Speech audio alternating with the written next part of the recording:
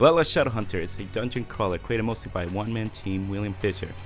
Now, unlike other fantasy stuff, this is set in a vampire gothic theme. It has that early 2000s feeling, underworld and all that, Blade. I very like it, and of course, Vampire Masquerade is the obvious thing you would compare this game to.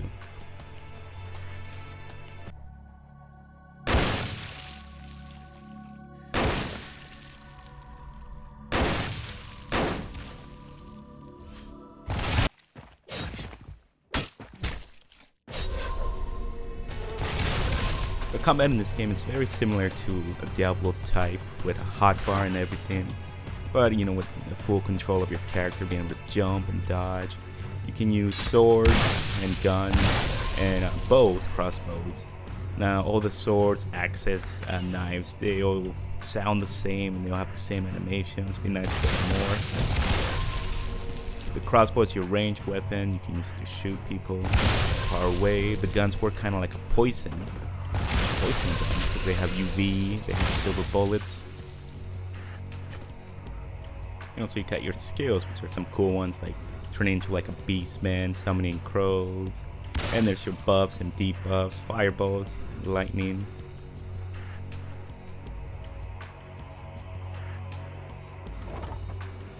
Good amount of puzzle solving, from moving switch with numbers, finding codes, throwing your vampire gaze, which is like these balls that work a lot like the batarangs, the remote control batarangs for Batman. And there's, like Simon Says, there's a lot of cool stuff like that.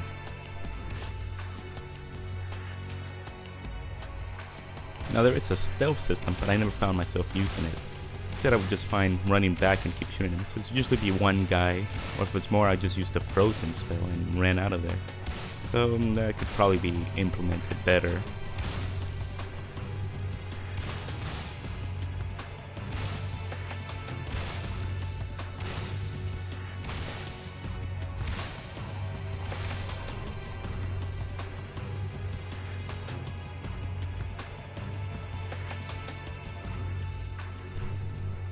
As you're exploring the first area, you find this big randomly generated dungeon that you can keep going. The further you go, the harder it gets, and you can grab, loot and all that, and then go sell it to some big titty merchant. And at first, I thought that was all there was to this game. It's a randomly generated dungeon crawler. That's fun.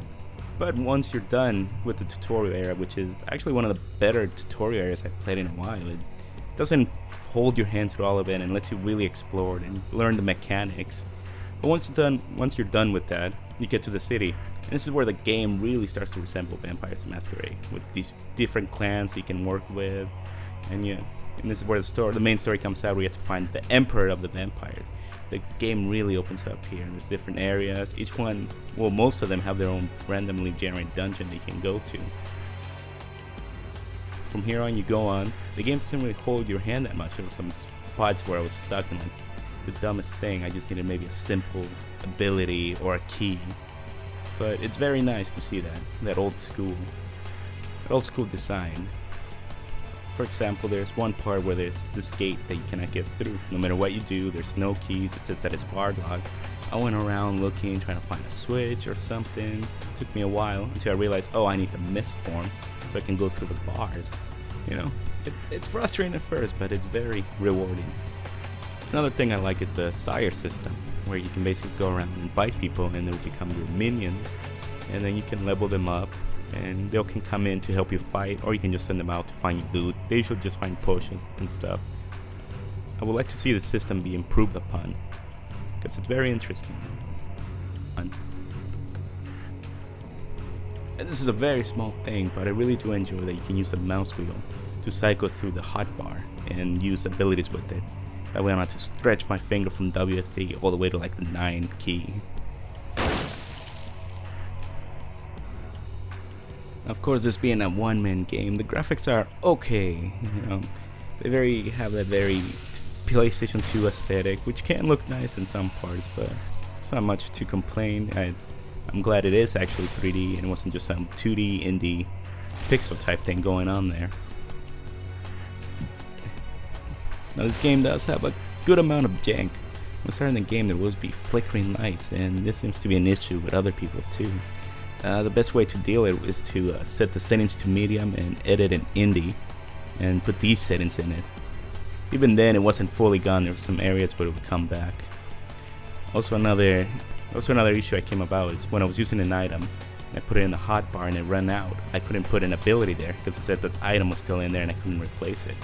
It eventually would fix itself and then it would come back, so I don't know what the deal with that is, but yeah, expect a lot of bugs in these.